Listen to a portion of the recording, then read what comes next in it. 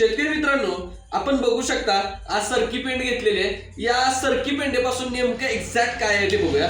आपण जे नवीन फॉर्म्युलेशन तयार केलंय खुराक बूस्टर नावाचं, साधारणतः ही एक टेक्नॉलॉजी आहे, सुवर्ण जल तंत्रज्ञान आपलं सुसाट रिझल्ट येतात। शेतकरी मित्रांनो, हे प्रीमियम प्रोडक्ट आहे।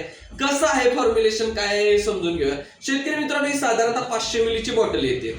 तुमच्या गोठ्यावरती ज्या वेळेस येईल त्यावेळेस तुम्हाला ही 500 मिलीची बॉटल येते। ही 2 जनावरांना 1 महिना पुरेपूर सगळा तुमचा मिनरल, कॅल्शियम, विटॅमिनचा खर्च 2 जनावरांचा 1 महिन्याचा खर्च आहे। शेतकरी मित्रांनो, खूप अत्यल्प खर्चामध्ये हे तुम्हाला मिळतं। शेतकरी मित्रांनो, लक्षात घेण्यासारखी एक गोष्ट सांगतो, ही टेक्नॉलॉजी आहे, आपल्याला टेक्नॉलॉजीच्या पद्धतीने वापरावी लागते, कसंही वापरून चालत नाही। मग हे कसं बनवायचं आहे हे साधारणतः शिकणं गरजेचं आहे। ते मी तुम्हाला सांगणार आहे की खुराक बूस्टर फॉर्म्युला कसा बनवायचा आणि आपल्या गोठ्यावर कसा वापरायचा। ही साधारणतः 500 मिलीची बॉटल तुमच्याकडे आली की पहिल्यांदा 10 वेळा हिला हलवायचे, हे महत्वाचं आहे। 1 2 3 4 5 6 7 8 9 10 या पद्धतीने, कारण याच्यामधले जे कंटेंट आहे त्याची पॉवर वाढते, त्यामुळे हे 10 वेळा हलवणं खूप गरजेचं आहे। त्यानंतर शेतकरी मित्रांनो बघा, मी इथं 2 लिटर पाणी घेतलंय आणि इकडं 1 किलो साधारणतः सरकी पेंड घेतले। तुम्ही तुमच्याकडे जी पण पेंड वापरत असाल किंवा जे पण खुराक वापरत असाल, पशुखाद्य वापरत असाल, तुम्ही बिनधास्त वापरू शकता। आपण आता बनवण्याची पद्धत काय आहे, 2 लिटर पाणी घेतलंय। सुरुवातीला आपल्याला ही बॉटल हलवून घेतल्यानंतर याच्यामधलं जे आहे याच्यासोबत आपल्याला एक साधारणतः 8 मिलीचं झाकण येते। या पद्धतीचं आहे मोजमापासाठी। साधारणतः एका जनावराला आपल्याला प्रति दिवसाला फक्त 8 मिली वापरायचं आहे। यामधलं आपण 8 मिली खुराक बूस्टर टॉनिक घेतलंय, व्यवस्थित बघू शकता तुम्ही। यामध्ये 8 मिली मी भरून घेतलंय, काठोकाठ घ्यायचं तो पण, आणि हे आपण 2 लिटर पाण्यामध्ये ओतलेलं आहे। साधारणतः तुम्ही बघू शकता, ज्यावेळेस मी 2 लिटर पाण्यामध्ये ओततोय त्यावेळेस याचा कलर सेम पाण्यासारखा होतोय, बरोबर ना। साधारणतः थोडासा पांढरट आणि पाण्यासारखा कलर आलाय। या पद्धतीने आपण मिक्स करून घेतले।